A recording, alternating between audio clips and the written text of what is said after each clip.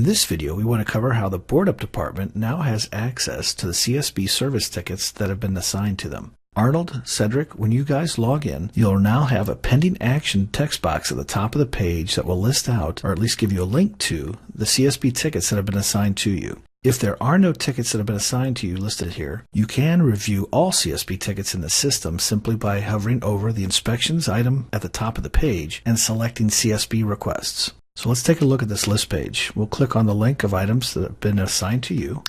And when the list page opens, it will default to show you only those items that you have not acted on yet. If you uncheck the Show Pending Only, this is how you can see everything in the system. Now, if things have not been assigned to you, you can view, but there's no action that you can take on those tickets. You can't save any results to these. So all you can do is take a look at them, see the details, and see who's been assigned to it.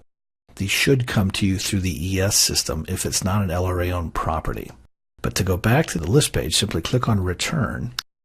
And to see the items that have been assigned to you, reselect the Show Pending Only checkbox, and then click on the Filter button once again.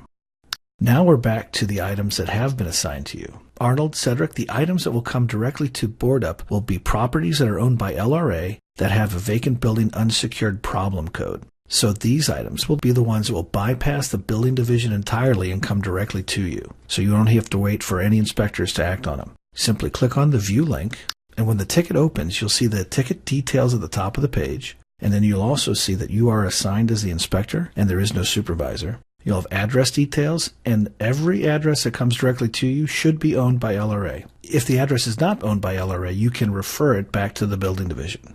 Down below is where you can add internal comments. Again, these comments will only be viewed by the CSB operators, and then the @public comments. You can add these here. It's optional. You'll have an option to put public comments in when you select your results. So if you want to put in a result, we go to the top of the page and simply click on the Add Result button. Makes sense, right?